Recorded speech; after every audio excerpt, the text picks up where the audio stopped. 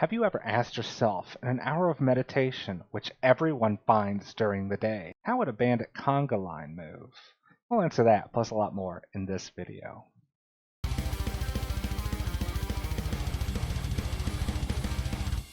Out of all the biggest hiccups I've seen people have with Gloomhaven, monster behavior, AI, whatever you want to call it, seems to be one of the biggest hurdles. So we're going to be doing a deep dive into some very specific situations in this video. I do want to give a shout out to our patrons who suggested we do this video, especially to Dutch who pitched it in the first place. Let's get into it. The first scenario we're going to cover is how these bandits are going to move, specifically this elite bandit right here. The elite bandit's quickest path has clearly been blocked off by his normal bandits, so he's going to have to take another way around. This leaves him only these two spots to end up in. They normally want to go in a straight line. However, it's impossible for this group for him to eventually make an attack from one of those hexes. Now this scenario should look familiar. It's the same conga line, but they're one hex away. We're going to ask the same question. How will this bandit move?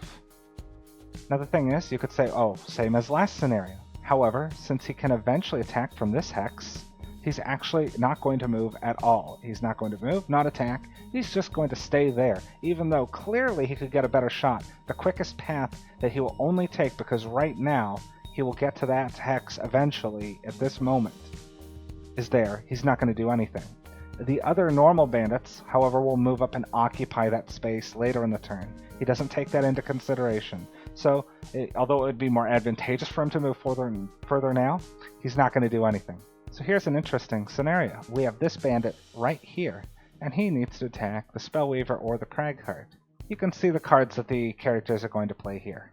Now one might initially say, hey, he's going to have to move 2, and then he's going to attack the lower initiative, and that being the Spellweaver. However, the cards here are a trap. The first determinant a monster focuses. What's the least amount of movement I can make to hit the target? And the next tiebreaker is who's closest to me. You can see that the Spellweaver is at a range 3 right now, and the Cragheart is at a range 2. So it doesn't matter what their initiative is, he's always going to go for the Cragheart. In this scenario, you can clearly see the only way to access players is via the trap. And the Living Bones need to get to the Spellweaver. So, how many of them get to attack her? Although right now, both Living Bones can reach her and attack her this turn, both of them won't. Skeleton 9 will move right onto one of the traps. It's a trap! As you can see, the Living Bones has moved 3. Now there is a clear path to the Spellweaver that involves not stepping on a trap. The Living Bones will move here with the goal to eventually get to here, although that requires 4 movement, which it doesn't have this turn. Here's another scenario with 3 archers ready to shoot. So, who's going to move? How much movement is there going to be? Nothing. Yeah, sadly in this scenario, there's literally no movement to be done at all. First, Elite Archer 2 already doesn't have disadvantage on any focus, just going to shoot without even having to move. Archer 4 could move, but they're blocked off at all as locations.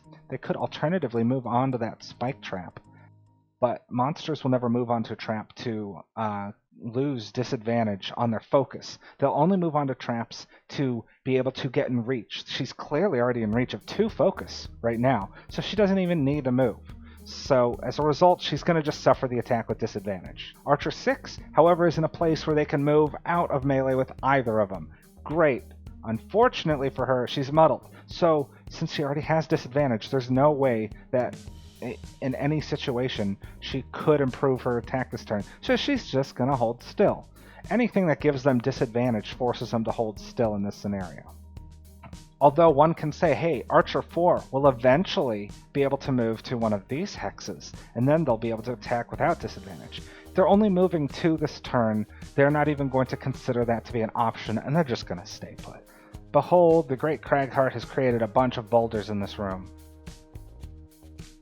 It's such a long way around, and it will involve getting away from the Cragheart. Remember that they're actually looking for a path first. They don't care about necessarily getting closer. They care about getting further along that path. And there is a path to that Cragheart. So the elite will step through that trap just to be able to get to that Cragheart. The normal one will, of course, stay put and just hit the guy. Now we have a bunch of imps. And they've drawn this fun card right here. that says to target 2. And they get to move 0 with fly. So how does this turn end up? There's 3 imps here. They've got 3 different targets. Who are they going to pick? The first imp is going to be very easy. He's already in range of the Cragheart. However, he will try to optimize his attack. And he's going to end up moving here and attacking the Spellweaver, because there's actually no way for him to get within range of the Brute without also getting disadvantage on the Cragheart. Number 7 also can already reach the Cragheart, but he can also reach the Brute. So he can move up here and attack both the Brute and the Cragheart. Note that since they have flying, they can end their turn on these obstacles, and they're not restricted at all by some of those shenanigans. That just leaves the last Forest Imp. He's in a similar situation where it can attack the Cragheart or the Spellweaver. However, its only options are to move here, or to move here, because it will try to attack both of them.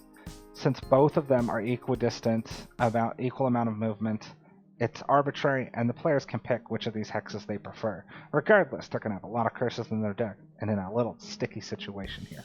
Now we have a fun scenario where the living spirits are going to move and then curse all enemies within range. The real thing is, how are they going to move? Some people will say the living curse has to move here because they can get all of them within range 3 and curse all of them. It's not true. That's impossible! Since there is no melee nor ranged attack, it will treat as if it is performing a melee attack. As a matter of fact, even if they are just within range of someone, they actually would not try to just stay at range. They'll try to get as close as they can. They want to hug with this attack. So he's going to move right on top of that trap. Since he has flying, he won't even trigger it. The next one will move up here, because it will be able to get in melee range. It'll still not trigger the Spellweaver. And then lastly, there. So the Tinkerer and Brute have both eaten 3 curses with this, but the Spellweaver goes completely unharmed. And last, look at this. We have an annoying target all enemies within range. Yeah. So, of course, the impulse might be move 2 to move there and attack 2 targets. This would also be wrong. He's just going to stay put where he is. He will not intentionally give himself disadvantage on his focus. He's already in a spot where he can hit his focus without giving himself disadvantage.